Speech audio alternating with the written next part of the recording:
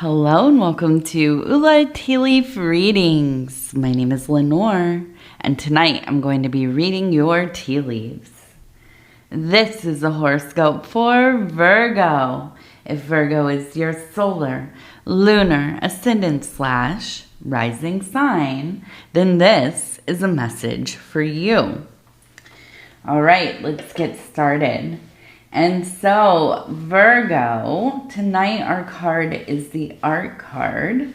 And this really has everything to do with things becoming quite alchemized, things coming together, right? Combining. If we can think of like the chemical marriage or the Lover's card, this is kind of that next step in the process. Okay, the actual mixing of things. So, always a beautiful card to get.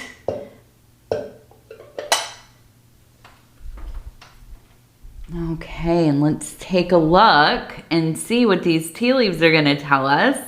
And if you have not subscribed yet, please think about doing that. You can hit that little bell. It'll let you know when the next readings are coming out. Also, if you want to like or leave a comment, I'd love to hear from you. Absolutely. Okay.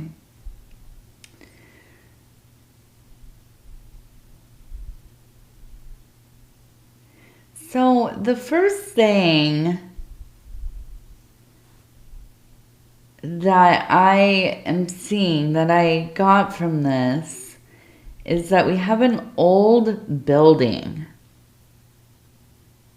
First, what I saw in my mind was kind of almost like adobe or stucco kind of building. Maybe it reminded me of kind of the mission style churches. I grew up in California where there were a lot of them, right? And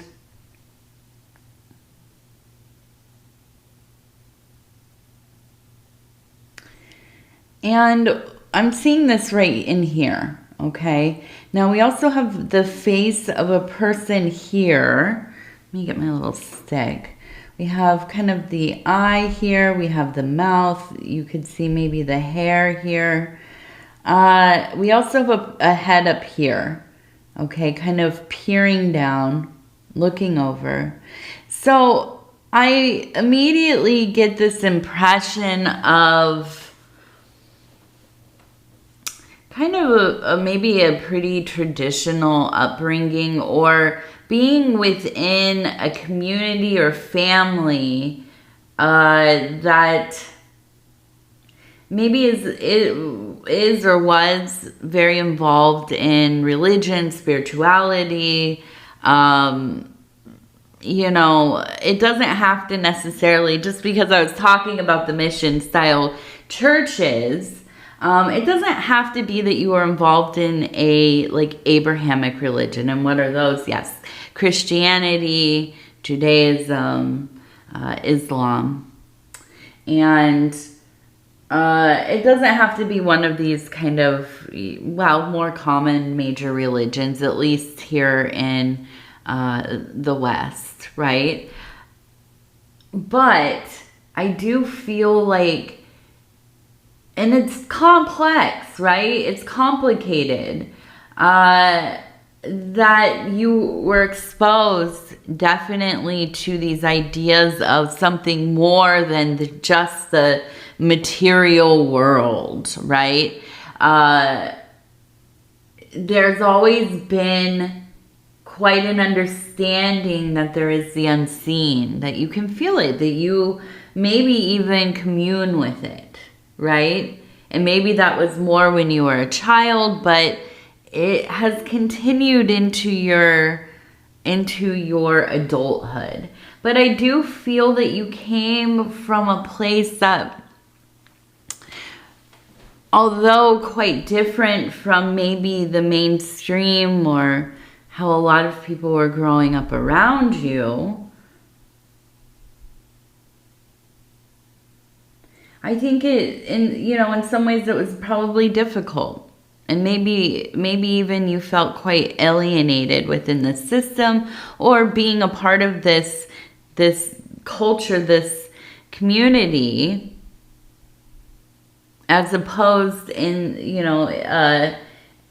as opposed to what was going on around you, right?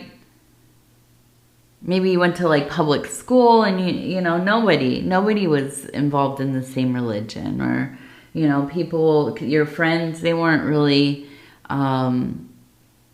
considering or thinking about or talking about the things that kind of filled your life, and that maybe felt like you lived in two worlds.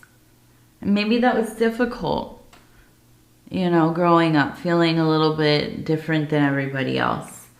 But I think it ultimately, even through the ordeals that maybe you have gone through in relation to this upbringing, it gave you the ability to understand that really every mind, every being, every consciousness that we that we come in contact, or which exists within this world, this universe, they are their own separate realities, right? I always love that that quote, and I have no idea who said it, but just that every person that you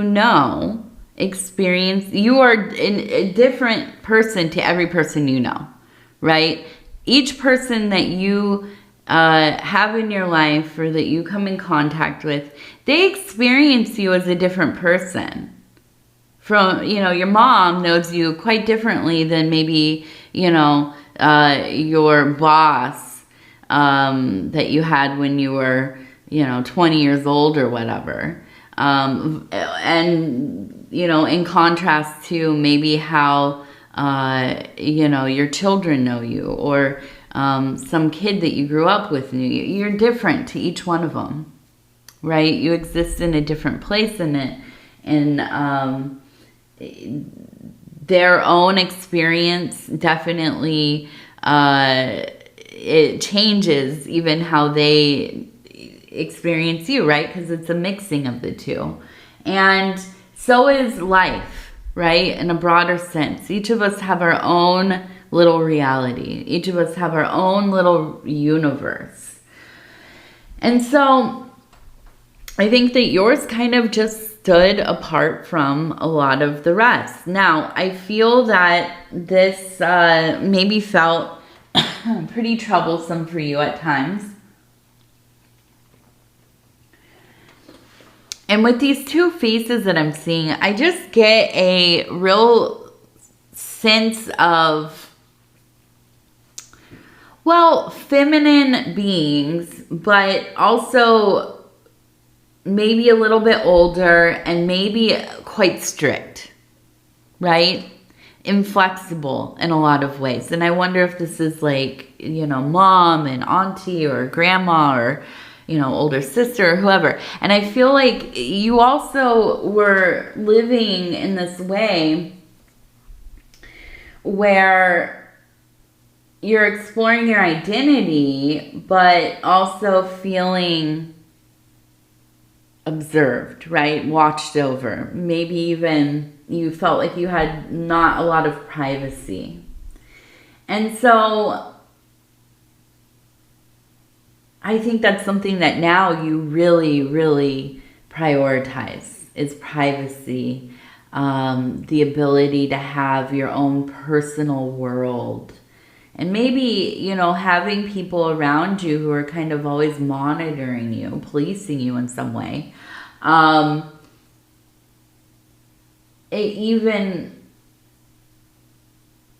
It furthered your need to go inside of yourself, right? And you cultivated and you continue to have a very intricate interior world. And so I'm looking at this and I'm thinking, I don't want to romanticize growing up in a very kind of rigid lifestyle of any kind. You know, I'm somebody myself that, it's just in my nature to rail against dogmatic thinking. You know, and I think it is a Virgo trait. I am a Virgo after all. But I do think that, you know, we are of Mercury, right? We are in relation to Mercury, who rules over the Virgo, or within the Virgo, I should say, not over. But yeah, we're very fluid beings, right? People might not think that so much of us, but we are.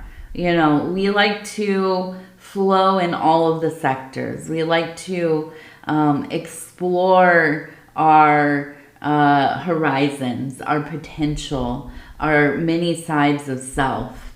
And so to grow up in a situation where you're feeling pretty, you know, like you've been confined to one worldview, or at least to a very limited corridor, right? Yeah, I could see you really kind of having to bide your time, being within yourself. But then as you get older and go out in the world,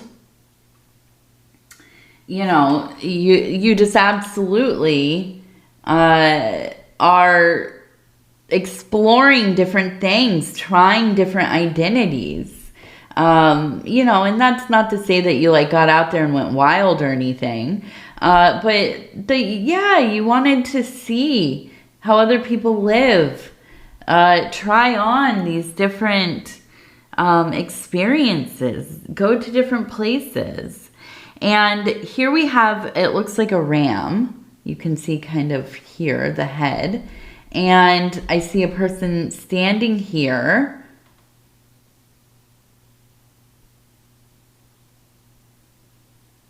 We also have the dragon down here. We have a crab. So I feel that we have an Aries and a Cancer energy, or at least somebody who has kind of the attributes of the Aries, kind of very brave and daring, but also in a lot of ways quite introverted in their own respect. They're not necessarily going out there and being among the many, or at least maybe that's not their, you know, it's not really their chosen path, but very close with family, okay? Very loyal, willing to go the extra mile, just work diligently towards whatever it is that they're doing in their life. And I think having a Virgo aligned with somebody like this, you know, unstoppable. So I feel like this is either a partner, a good friend, a family member that you're very close with. When you are together, you truly activate one another, right? And the thing I think of with Aries people is they kind of almost, I think, are often perceived as being like similar to maybe a Leo. Very outgoing and expressive and you know, in their worst parts, maybe a little bit self-centered or for self, as you know, one might say. But to me, I think the Aries are so interesting because they often are quite eccentric, and it might not be so overt, but when you get to know them, they're very much, I think of, you know who I think of, and I want to look this up. I probably am wrong, but sometimes I'm pretty good at guessing what signs people are under. But somebody like J.D. Salinger, I could imagine being an Aries.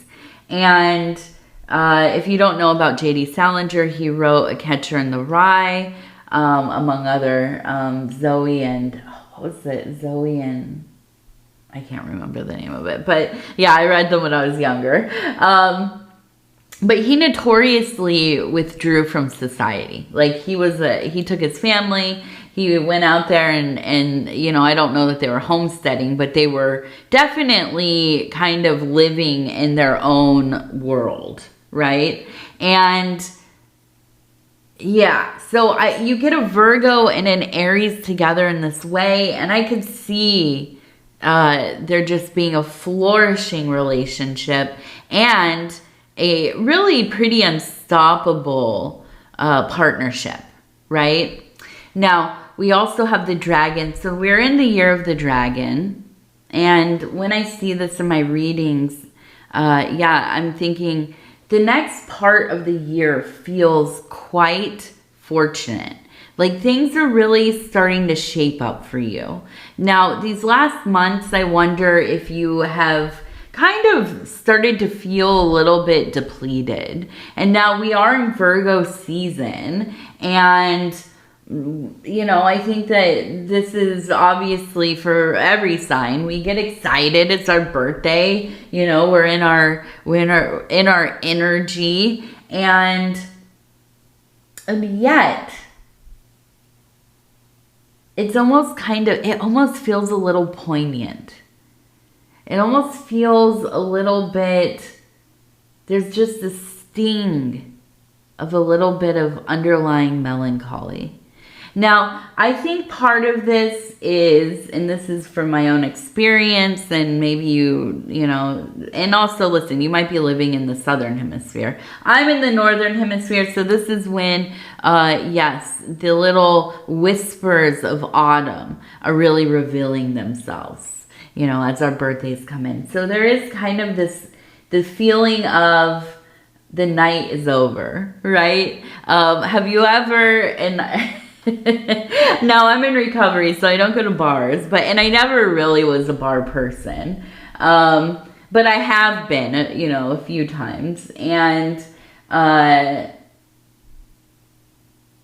when you've been there, you know, for a good part of the night, or you're ending your night there, and they've done last call, and then the lights switch on, and then the music goes off, and there's that sound of, you know, it's just kind of muffled, and everybody looks everybody looks a little bit disheveled, you know, and the feeling of, okay, I got to get myself together, and I got to get home, or wherever I'm going next, or whatever. But there's a feeling of, yeah, the night ending, right?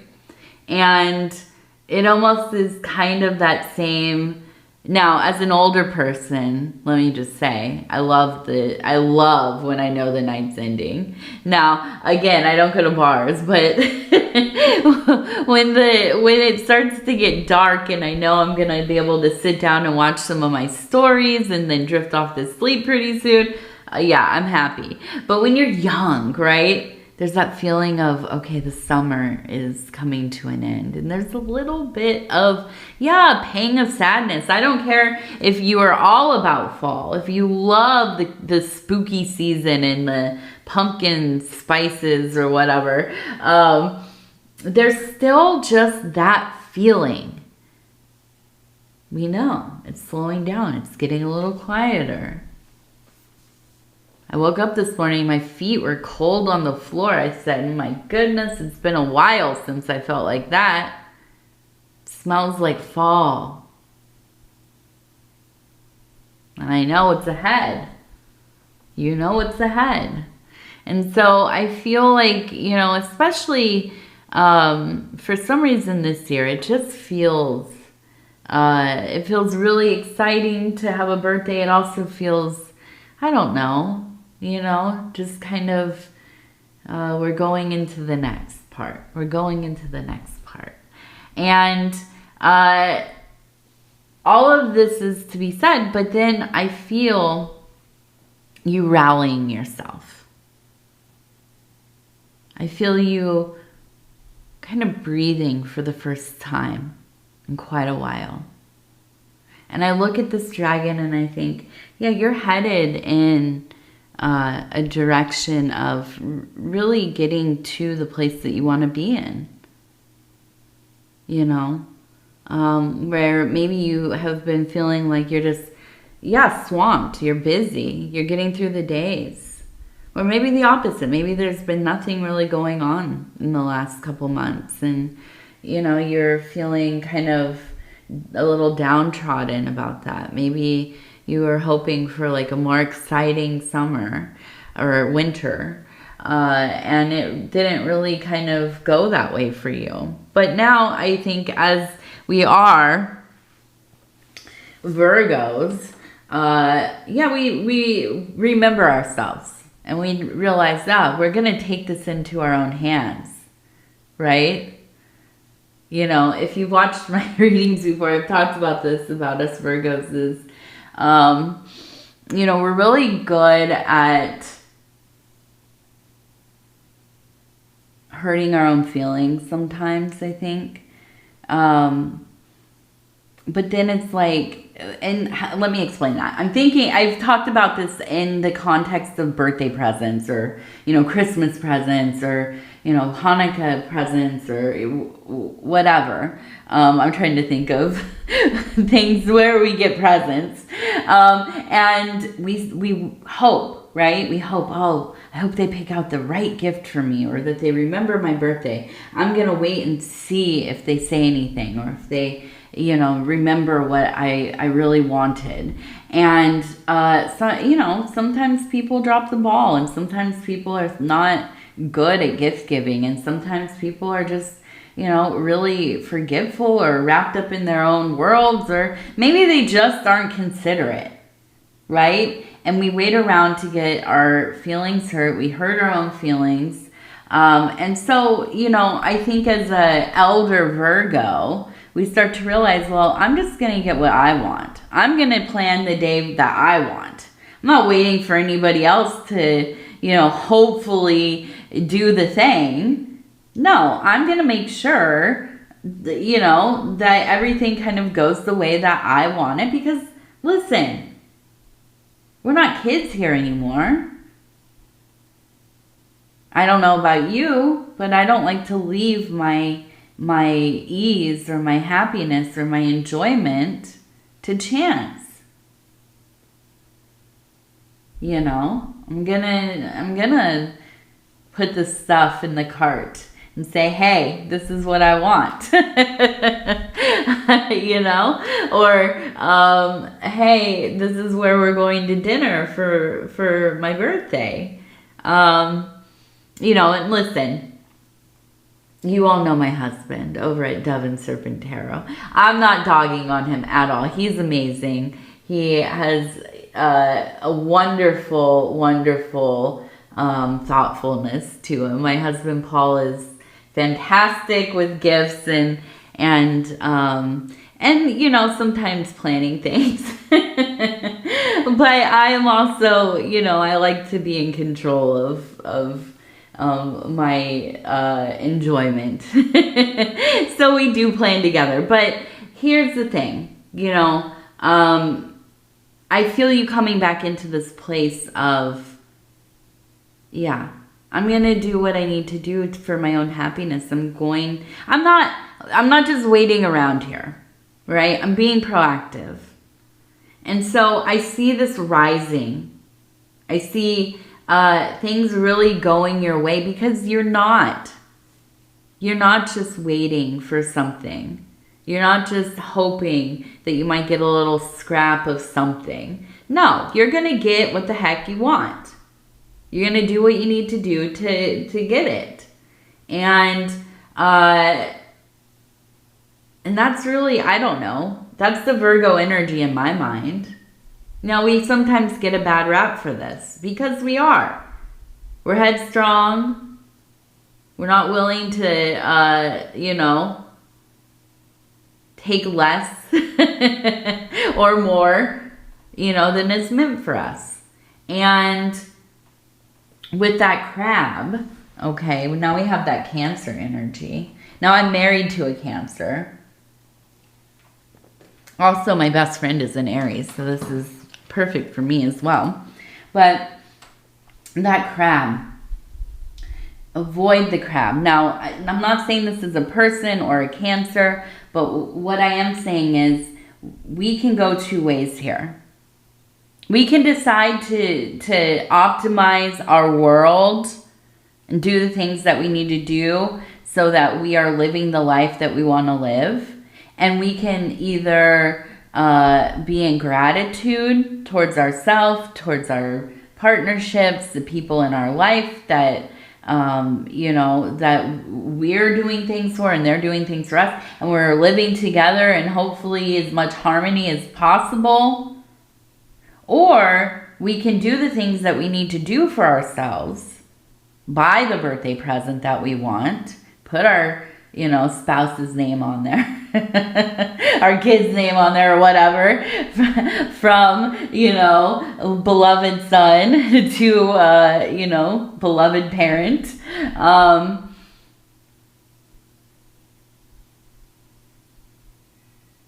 Well, and we can do that, and we can become angry about it, resentful. Why do I always have to do these things for myself? Why does nobody pick up the slack here? Why does nobody pay attention that it's my birthday or my time or, whatever it is, right? But what does that really get us? And listen, I've been there. I absolutely have. But it doesn't get you anywhere. It just is digging this deep hole, right? For us to just, flood with tears and angers and resentments and, conflict and bickering and all of it. It's not worth it. There's nothing wrong with taking charge of our own life and doing the things that we want to do. Doing the things that, if we want to go through the pageantry of having a present that's wrapped and well received and, all of that, which, listen, yeah, I liked it. I enjoy the process of it just as much as most people or some people do, right? If we want these things for ourselves, then we're going to have to do them. And we can choose to enjoy that, or we can choose to be a little bit angry and a little more angry each time. It doesn't help anybody. Now I'm thinking of the crab because it is. When we go down that road, we go inside of ourselves. We cut ourselves off.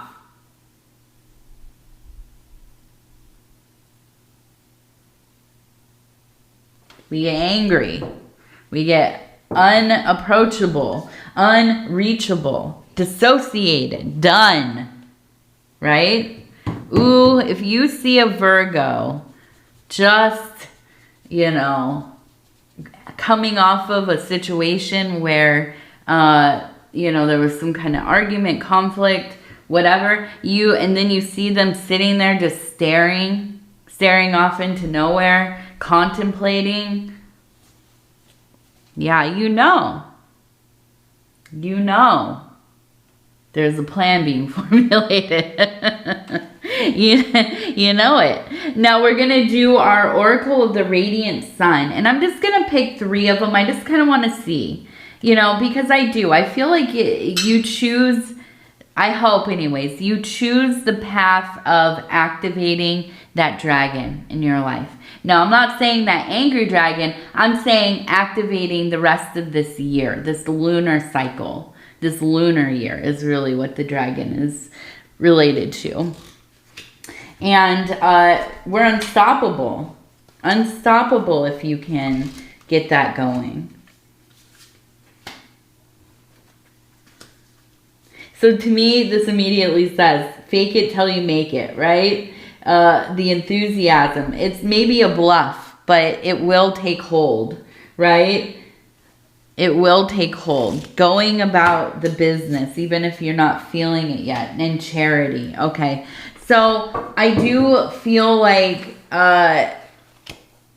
getting into a place of service, right? Here's the other thing that we can do. And this is, maybe you don't want the things. Maybe you don't want to be doted on. Or maybe you do a little bit and, you know, it's difficult to figure out like how to get that to happen exactly. But instead of lamenting everything for too long, right? Maybe a little bit. But then, yeah, letting it go. And digging yourself out of that through service work. And listen, you know, if you've ever listened to my readings, I talk about it a lot. Gratitude, of course, love, right? And being of service to others. These are all the great movers of all of the kinds of blockages we have in our life, right? And when we are in a place where, yeah, we might start to be getting into some, you know, ill feelings and,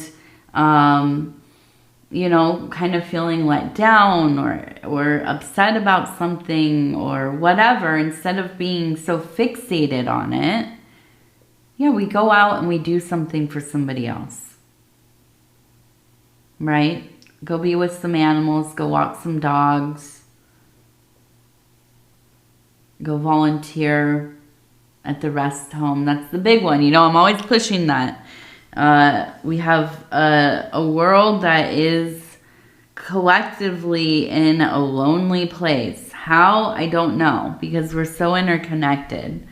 But going and visiting people who are elderly that, you know, maybe nobody comes to see them. Maybe nobody's talking to them. Spending time with them.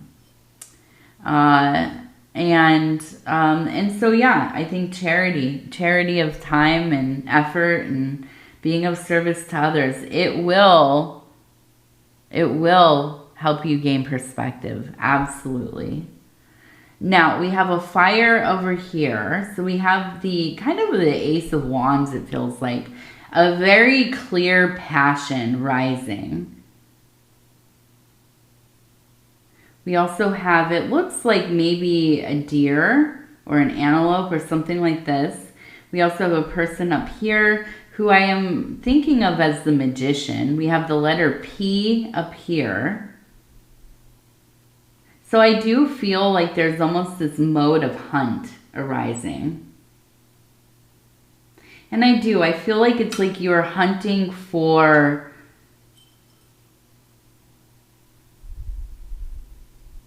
This is a weird one. I almost wonder if you're hunting for a piece of furniture.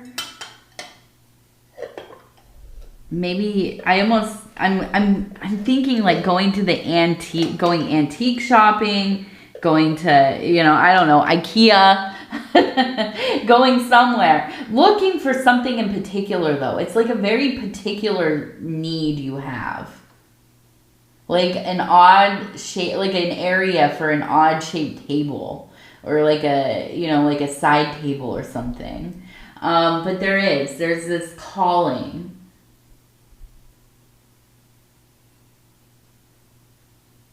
But there's a sense of hunting for something in the physical world. This isn't a metaphor. No, it is something that you are looking for, and it is looking for you.